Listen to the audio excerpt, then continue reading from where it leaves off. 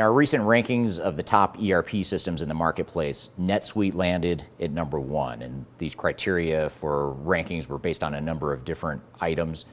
So if you're considering a NetSuite implementation, which you probably are if you're watching this video, it must mean that NetSuite is the perfect product and the implementation is going to be easy, right? Not quite. I'm going to talk today about everything you need to know as you prepare for your NetSuite implementation. My name is Eric Kimberling. I'm the CEO of Third Stage Consulting. We're an independent consulting firm that helps clients through their digital transformation journeys. And as I mentioned at the top of the video, NetSuite is the highest rated product in our top 10 rankings for 2020. And I won't go into the details in this video because we have separate videos out there that explain why, but some of the main things that brought NetSuite to the top were things like the fact that it's a mature cloud solution compared to other systems that were on-prem that are now moving to cloud. It's a product that's very much integrated, very tightly integrated. It's tailored for small and mid-sized companies, so there's a high number of companies out there using the product. So those are just a few examples of why NetSuite rated highest in the survey or in the rating. But the downside of being #1 is that it can create this blind optimism or inability to see what the risks are of that solution. And just as is the case with any solution, and even though NetSuite is #1 on our list, there are imperfections, there's risks, there's things you need to be aware of as you begin your transformation with NetSuite. And I want to talk here today, in today's video, what some of the things are that you need to do and prepare for as you get started on your NetSuite implementation. Now, one of the biggest benefits of NetSuite is that it's a fully integrated product. It has a lot of breadth of capability. It's been a cloud solution that's been around for 20 plus years. So there's been a lot of R&D, a lot of time and effort spent on developing functionality and capabilities within NetSuite. So it can do a lot of stuff, in other words. Now, the downside of the fact that it can do a lot of stuff and has broad capabilities is that it can be really easy to go down a bunch of rabbit holes and look at a bunch of bells and whistles that may or may not matter to your organization, or at the very least, may not be super high priorities for your organization. So once you've selected the software and you've looked at all the nooks and crannies of the technology and you feel comfortable that NetSuite may be the right solution for you, now it's important to kind of narrow your focus a bit and look at what is it that's most important to us, what do we actually want to deploy within NetSuite, and when do we want to deploy that? We see a lot of companies, especially smaller and some smaller mid-sized companies, that just flip the switch, they have access to NetSuite, and then they just start going around and poking around and creating a bunch of stuff without a clear vision or clear plan for what the scope is. So for example, if you're a mid-sized manufacturing organization, you may decide that even though manufacturing is your core business, you may decide to start with financials and really focus on phase 1 being, let's get our financials and our inventory management in place. Later on, in phase 2, we might get to some of the manufacturing related processes or some of the warehouse management related processes. CRM might come later in phase 3, for example. So those are the types of things we need to be thinking through. And we want to have a clear vision of what the overall scope is for the entire implementation. But we also want to know, in addition to that, what is it that we're going to focus on first within the first phase or two of the project. So that's one of the first things we need to do is, despite all the capabilities and bells and whistles of a NetSuite, now let's focus on what our scope is so that we can stay focused and implement the solution in a way that's effective and aligned with what our business needs are, and also doing it in a way that doesn't take too much time and money because we've gotten too sidetracked by going down rabbit holes that don't matter. So defining that scope is one of the first steps that we can recommend. So the next step is to identify the gaps in NetSuite. And this is something we recommend for every product out there, but it's especially important for those of you implementing NetSuite, especially if you're enamored by the fact that it was #1 on our top 10 systems of 2020. It can be easy to assume that it's a perfect product and it can do anything you could possibly want it to do. Unfortunately, that's not true. I wish I could tell you it was, but it's not. So we need to understand where are those gaps in the NetSuite product, not because we want to second guess the decision or because we want to have any sort of skepticism about the product itself, but because every product has gaps and we need to understand what they are so that we can create a clear plan for how we're going to address those gaps and how we're going to mitigate the risks of the fact that we have gaps here. For example, we are working with a client right now that's a mid-sized, high-volume distribution company. They distribute consumer products, kids' toys, in particular. And they're implementing NetSuite. We're in the early stages of implementing NetSuite. And one of the gaps that we identified with NetSuite for this particular client is the fact that it didn't have some of the warehouse management capabilities that this organization needed. And they have a very sophisticated warehouse management process in place now, and the NetSuite warehouse management capabilities simply couldn't handle it. So we looked at other third parties, more of a best of breed approach to fix that gap or to plug that gap in the warehouse management side of things. So it ends up being more of a best of breed approach in this case, but NetSuite is still kind of the core single source of truth, the core back office that will extend to most of the rest of the organization. But when it came to warehouse management, that was going to be the one gap that we needed to fill. And that was an important thing to identify early in the process. So the same is true for you. Even if it's not warehouse management, we need to identify, are there certain modules or big functional areas that aren't well addressed by NetSuite? Or what's even more common is that we know we are going to use a certain module within NetSuite, but within that there's certain nooks and crannies and details that maybe aren't quite the best fit for us, and we just need to know what to do about it. We may not need an entirely different third-party system to address it, or maybe we do, but even if we don't, we at least want to know how we're going to address that gap. Are we going to do something outside the system? Are we going to create some kind of manual process or spreadsheet? Are we going to just simply force the organization to fit into what the software can do? Those are the kind of trade-offs and decisions we need to make, and it's not always as simple as just saying we're just going to use what the system can do, because a lot of times the system can't do what you need it to. And if there's a core competency or capability or a key business processes in your organization that is important for you to retain, you don't want to water that down and assume that we'll just adapt to what NetSuite can or can't do. So that's an important thing to note, is that you want to identify these gaps.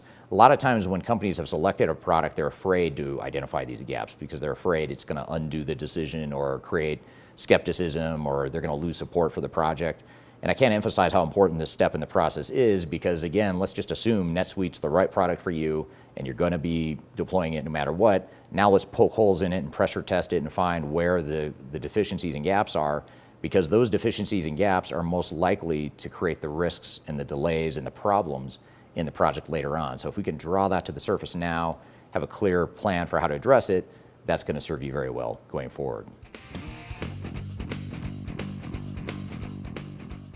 Now the next step is to create a implementation plan for your NetSuite implementation, and that may sound like a no-brainer. Many of you may be watching this thinking, okay, no problem, we've got Suite Success that's being offered by NetSuite as kind of a best practice starting point. We've got a Suite Success-based implementation plan that's kind of a standard, repeatable plan that NetSuite and its partners use to deploy the technology.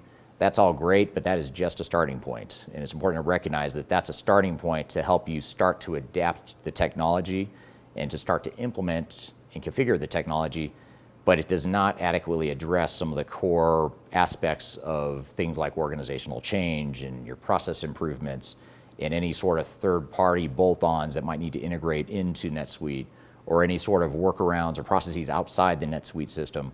All that stuff has to be defined still, and that's a critical part of an overall implementation, but Suite Success and the standard implementation plans that NetSuite and its partners use are typically focused very much on the technology, configuring the technology, getting data in it, testing it, and getting it up and running. And NetSuite as a company, I think, is very good at getting customers up and running on the technology very quickly, but getting a software and a technology up and running is very different than getting it up and running and fully adopted by your organization and fully embedded within the operations of your organization. Those are two very different things. So Suite Success will get you part of the way there, but we have to have a plan that gets us all the way there, because otherwise it'll be a failure and we're not going to get the value out of the system we expected if we don't move beyond what Suite Success offers us. So creating a clear plan for all the things that are not covered by Suite Success, things like change management, cleaning up your data and data migration, redefining your business processes and re-engineering your processes, all the training, communications, all the stuff that it takes to get the operational and people side of things up to par to catch up to what the technology can do. That's probably the most critical part of what you can do to augment what Suite Success can provide you as part of your NetSuite implementation. The other part of this too, and back to the point I made earlier about your integration plan, making sure you have a clear vision for what technologies you're going to bolt on, if any, to integrate with NetSuite, any third-party integration, that should be a critical part of your implementation plan. And one of the common areas we see a lot of NetSuite customers get hung up on is data migration. Cleaning up the data, mapping the data to NetSuite. That whole process, you don't want to oversimplify that. That takes a lot of time. A lot of companies get hung up on that, and it delays a lot of NetSuite implementations, quite frankly. And it has nothing to do with the NetSuite technology or the capabilities of it. It has all to do with the current state of your data and trying to figure out how to move all that data over. So those are just some general ideas to keep in mind as you're creating your NetSuite implementation plan, and those are some things that will help set you up for success going forward.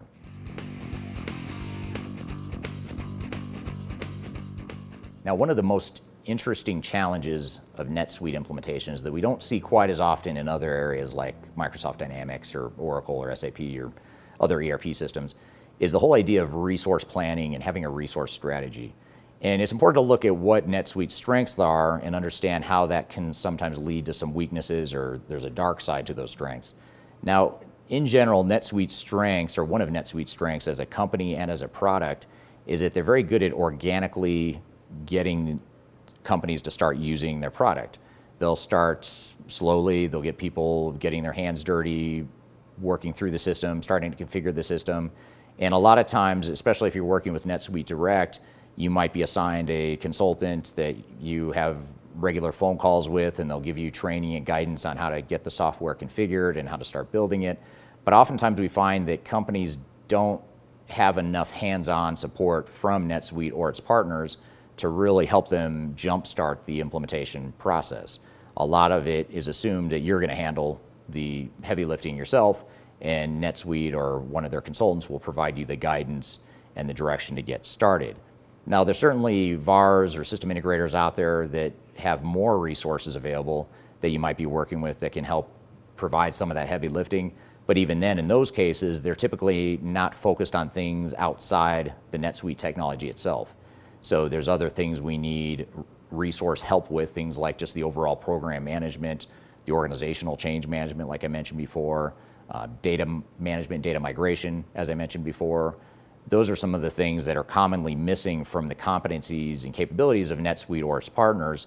And so we need to have a resource strategy plan that addresses those gaps and augments those gaps.